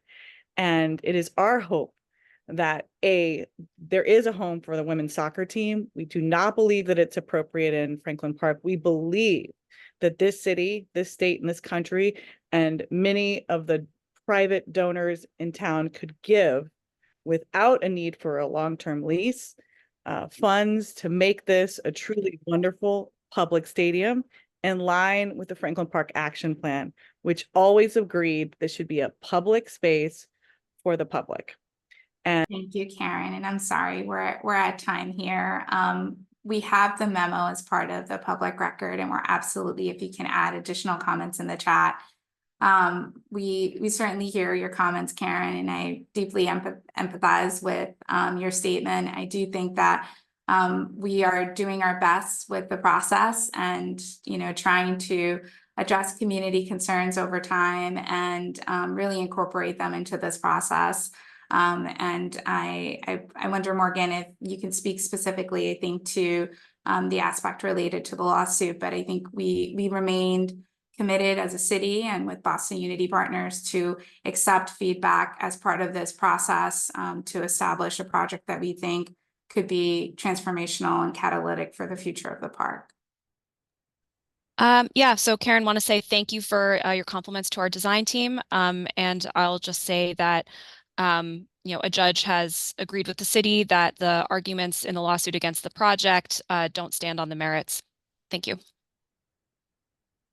And let's see, I see Connie next. Connie, could you unmute, please? Yes, thank you for time. You've admitted this is a large development project, and you realize there's a high water table in this area. You realize you're going to be impacting the trees in this community. I asked at a meeting at the charter school on March 25th of this year, over 2 months ago, whether you'd be having an environmental impact statement being done, and if not, why not? This is an environmental justice area. What you're proposing is going to be impacting all four sides of the park, bringing in emissions. And this is a very delicate ecosystem. You have animals that are coming from all over the place. They have to have fresh air. And, you know, you're bringing in on the Walnut side, 50 buses approximately, on the Blue Hill Ave side, 50 buses approximately, on the Seaver side, you're bringing in, you know, car services, they're dropping off people will be coming in through the Morton Street side. So we're putting pollutants in the air surrounding this park. And the Blue Hill Ave side is even worse because they're planning on closing down the lanes. And so there'll be one lane in each direction. And cars are not being reduced. The car levels still be the same, but you have more cars idling. You're also near two playgrounds, the playground off of Seaver, the playground off of Walnut. An environmental impact statement makes sense to me. I'm not sure why it's taken 2 months and there's no response been received on that. Is there going to be an environmental impact statement? And if not, why not? Thank you. Thank you so much for your comments, Connie. And I'm going to go ahead and hand it to Morgan, who can speak a little bit to some of the work that's been happening as part of the transportation workshops and will be codified in future agreements. Sure. So just want to say that as part of the transportation, just part of the overall transportation plan, want to emphasize that the shuttles that we're proposing are being proposed as part of a larger plan to reduce traffic overall and prevent cars and traffic from driving into the area. And as well as encouraging people to take public transportation.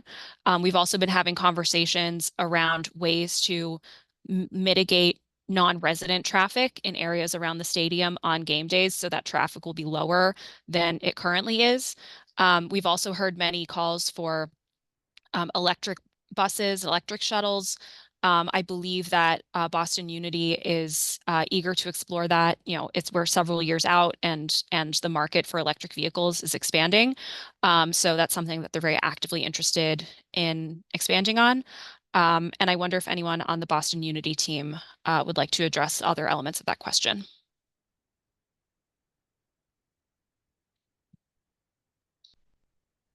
I just want to say that our transportation engineer, I think, is not sure if he's on the call tonight, but we can certainly follow up, Morgan. Connie, so we'll be in touch with more information on your requests. Let's see, I think I see the next person here on my list. Glenn, could you unmute, please? Hi, yes, thank you. Thank you for the presentation. It was extremely thorough. I'm really excited about the project, and I'm hopeful, and I think you all are sincerely taking the community's concerns into consideration. I really appreciate it. My question is around any arts installations you have or potentially have planned. I didn't see any in the mock-up really, other than sort of an allusion to potentially having artists have some installations or have art being sold there, kind of a thing. And I'm just wondering if you had any specific artists in mind. I happen to know of an artist who works at our organization that has done like some substantial murals and mosaics in the past, and didn't know if there was a way where you could submit an artist for recommendation for something like that. That's a great question, Glenn. And we actually don't have, I think we were putting those ideas out there to get feedback and to hear thoughts from the community. So we would really welcome your recommendations. I think in this moment, you know, we've heard loud and clear that the legacy of this place is really important, and we want to identify really unique ways to think about engaging with local artists or, you know, to sort of gather oral stories of this place. And we've received lots of photographs that have been wonderful to receive about the musical events that have happened here. So please do follow up with us. We can put our information in the chat so you can share that information, and we'd love to incorporate that as we consider these elements in the design. Yeah. Thank you, Glenn. And let's see, Derek, I see you have your hand up. Can you unmute, please? Am I unmuted? Yes, you are. Hi, good evening, everyone. My name is Derek Evans. I'm a Roxbury resident. Boston real estate property taxpayer. So some amount of my money will be part of the 50 million that the city's putting in. I'm a longtime educator in the Boston Public Schools. Well, I was. I'm also a historic preservationist. I participated in the discussion with the Landmarks Commission a week or two ago. And I'm also a plaintiff on the White Stadium related lawsuit against. And I really wish that I could be more engaged, involved, and hopeful about issues of design. But the problem for me and so many other people who aren't here is that, you know, the Kool-Aid or whatever you call it, the DNA of the project from the inception was off in ways and process that was never going to get it right at this hour, given the way things started and progressed for so long. One thing I noticed, for instance, here, I see frequently referrals to this and other community engagement meetings as, first of all, as community engagement or robust and so forth and so on. But, you know, what I am experiencing tonight and elsewhere is really a certain level of constraint. I imagine I have 25 seconds left, after which I'm going to hear somebody's response to what I did say or how they interpreted what I say, and it'll go to someone else. And I've sat here for, you know, what, going on however many hours, listening to what's not only thorough, but thoroughly redundant presentations by this so-called we. And the we seems to be not we the people, we the government, we the consultants, we the soccer team owners. And I'm not quite finished. So if you don't mind. I'm sorry, Derek. We have a lot of hands up and we're getting close to time. If you can please take your comments and put them in the chat, we'd be happy to incorporate them as part of the public comment. We will certainly incorporate this feedback as we think about future engagements, and we have future IG meetings and a comment period that will follow the supplemental filing. So we hope to continue to solicit your feedback in that space and incorporate it as this work evolves. I see, Ted, you have your hand up. I do. I've been kind of following this since its inception, and when it first was put on as a proposal, what I saw was something I wasn't real happy with. I coached throws, and I saw absolutely nothing in the design for throws other than taking the area we use for throwing now and turning it into the Grove. I have to say the planning and replanning process has been really kind of cool. The people that are doing this are listening. The last plan I looked at has a pretty decent looking place for the throwers to throw. In fact, it could very easily be a world-class throwing area. As far as the kids students, they're not kids, they're students, who run at White Stadium, they long deserve to, instead of being kind of ashamed of what they have to use, the primitive conditions they train in and work in, to be able to be proud to have people from the suburbs come to White Stadium and have them be just slightly jealous of what they have, as opposed to going to state meets and having the kids from the city go, holy smoke, look what these people get. So I'm kind of really in favor of this. Has way long overdue. There are probably things you can say that against it, but we can spend the rest of our lives coming up with reasons why not to do it. And it's way overdue just to go ahead and get something done and have a facility for the students, Boston Public Schools, to be proud of. So I'm actually very much in favor of this project. Thank you so much, Ted. And we're really excited to really think about the opportunities this presents for BPS students overall. And thank you for your engagement on this work. Pete, I see you have your hand up. Can you unmute, please? Yeah, thank you. It's amazing how many different kinds of feedback has been taken into consideration as this process has evolved. just like, the stadium was left unattended for so long. I mean, I think, the vegetation in the area has been, woefully neglected as well. I mean, I've been traipsing through Franklin Park for 20 plus years now, and it doesn't seem like there was ever any management. So, I'm really happy that this whole situation has galvanized, more attention to really, managing the trees and the green space. I mean, plenty of forest fires are a result of no management whatsoever. And Franklin Park, probably isn't in danger of a forest fire, but there's been very little management. So, some trees have to go. I am imagining too that any renovation of White Stadium would require a handful of trees coming down. So it seems like the replanting is a good strategy for, 10, 15, 20 years out. The one curiosity I had about the stadium design that I hadn't noticed before is, the stairways up the back of the West Grandstand seemed awful narrow for a stadium where a lot of people are going to be coming and going. I mean, I am under no illusion that this team is going to attract 10,000 people right off the bat, but nonetheless, I'm just wondering about exactly how wide those stairways are in the back. They seemed awful narrow.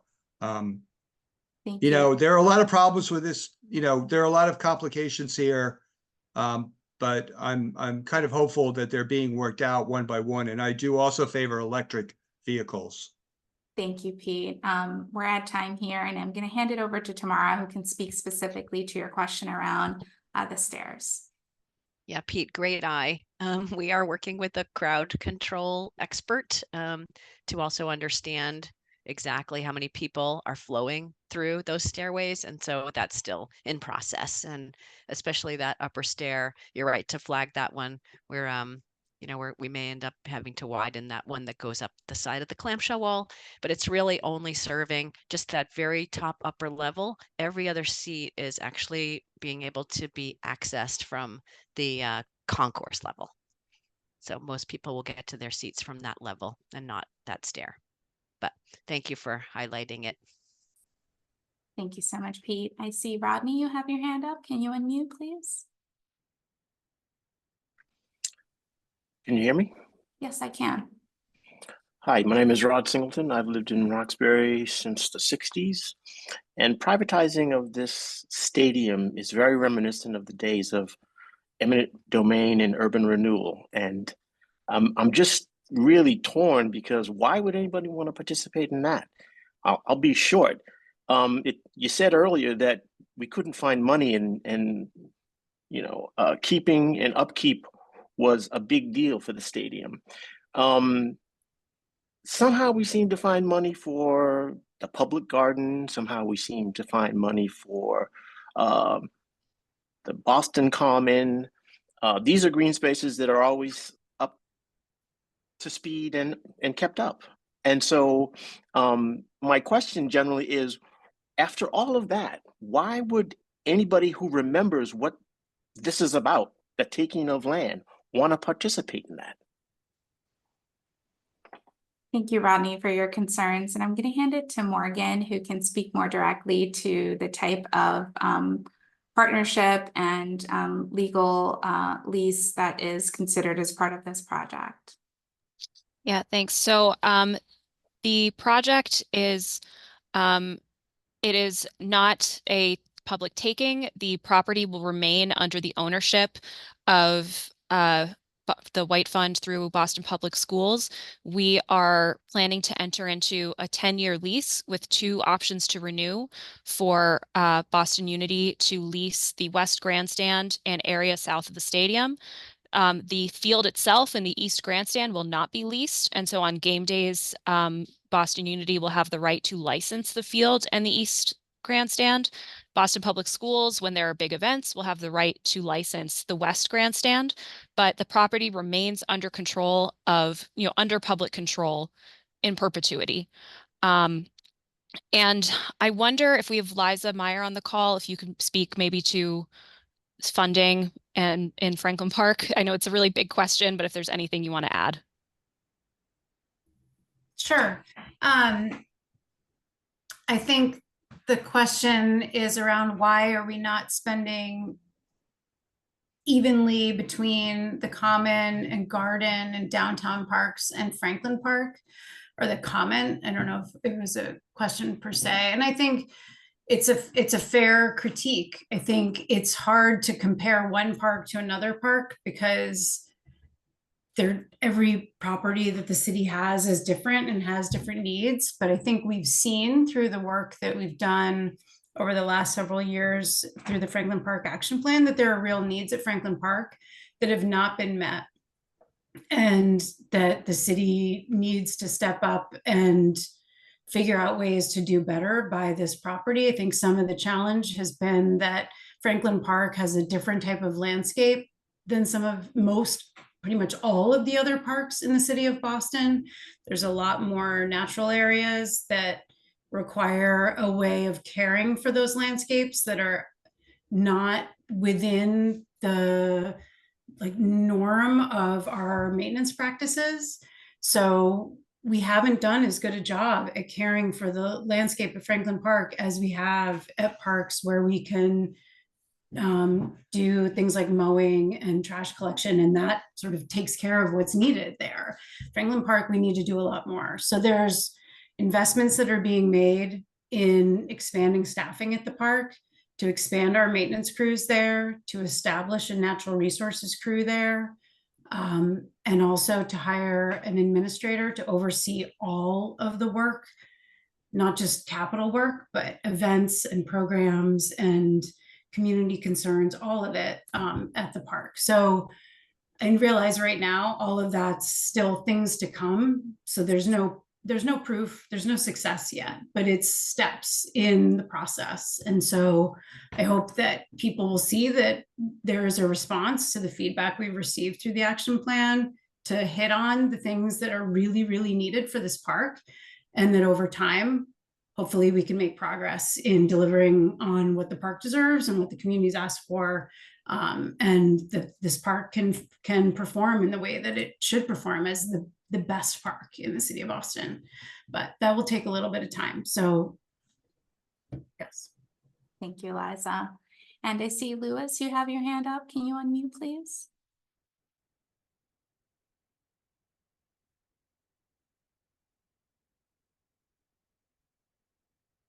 Let's see. Can you hear me? Yes, we can hear you now. All right, thank you for the opportunity. Thank you for the presentation. It's quite elaborate. Questions I have, if you write them down, pretty succinct. One is that will the Boston Public Schools be open on Sundays and holidays for kids in the community to utilize the space that is now going to be encumbered by their structures and their buildings? Two, where will the tennis courts go, and will they be accessible to the people in the community, particularly those from Garrison Trotter, which is over here on the east side of the park and has been a staple on holidays and early mornings? Three, will the overlook be accessible to the public in general during game days? Four, where is the layout plan for vehicles that must be in the park as a regular part of the activities that are taking place? And five, when will you present the community with a comprehensive of all the programs that are being planned by the soccer league, besides the soccer games, as I'm pretty sure that we're not spending all this money for just 20 games. And, I think that it'd be fair to be transparent with the community as to what else is being proposed. I saw an ice skating ring in part of your design. And I guess finally for Ted, who everybody else is very excited, I'd love to see a comprehensive layout of the jumping areas, of the pit areas, and of the run-through areas that is supposed to be a part of this track field that they're redoing. Thank you, Louis. Thank you so much for succinctly laying those out. So I'm going to go ahead and hand the first question to Morgan, which is focused on the access and holidays and weekends for kids in the neighborhood.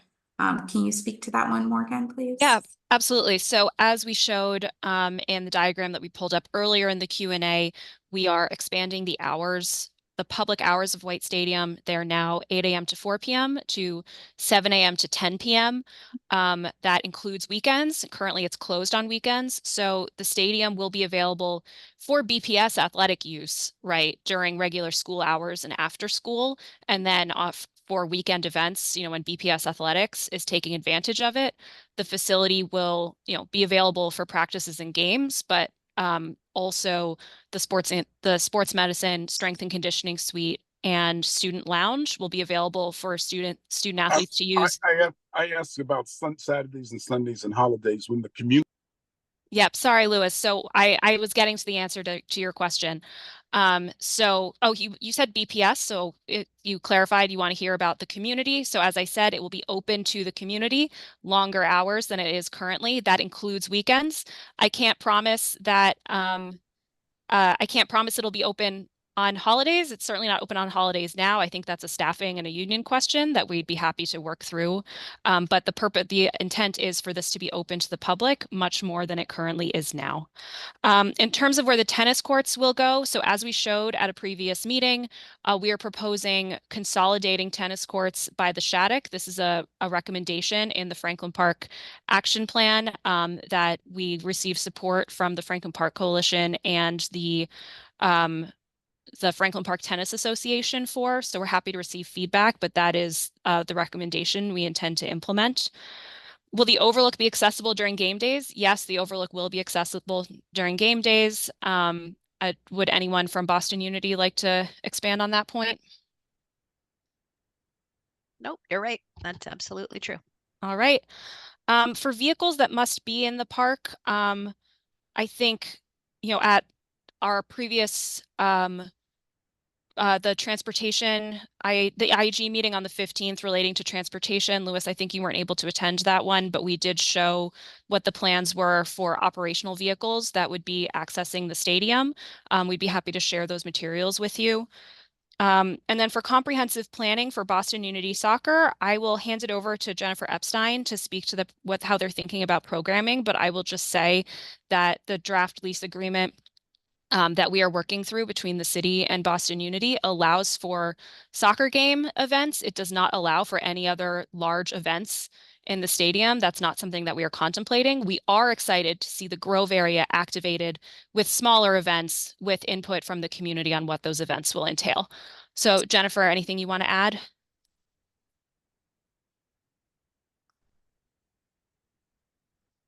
Hi, Lewis. Nice to see you. We are very excited for the Grove to be a community gathering space, and we are going to look to the community to help us think through programming and what the community wants to see there. So it hopefully can support the community events that are already there, and we can think together about how we program it all year long.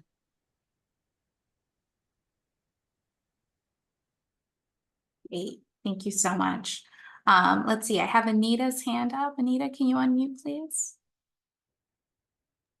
Yes, thank you so much. Good evening, everyone. Thank you for the presentation. I have 3 points. So I know that someone said a little bit earlier about just getting it done because the stadium has been in disrepair for so long. So it's a really hard rationale for a project that will drastically impact not only the park use, but the transit access for mobility for all modes and all users. The second is in reference to the funding in comparison to other parks. And I think we all know this is true, whether folks will admit it or not is a little bit harder. So often park needs and how and when they are met is commonly dictated by the types of people that make up the community in which the park sits. So very much a race-based injustice that has taken many forms throughout the history of Franklin Park. And for my last point, which is just a point of clarity, the lawsuit is ongoing. The judge denied a temporary injunction to hold the project. So the lawsuit is still currently going on. Thank you so much. Thank you, Anita, for those comments. Morgan, is there anything we should clarify there? Anita is correct. The lawsuit is ongoing. We, however, were pleased to see that when the injunction was denied, it was denied on the basis that the arguments the plaintiffs were making were unlikely to be successful in court. The judge agreed with our assertions. Thank you. And I see, Tony, you have your hand up. Can you unmute, Tony? Thank you.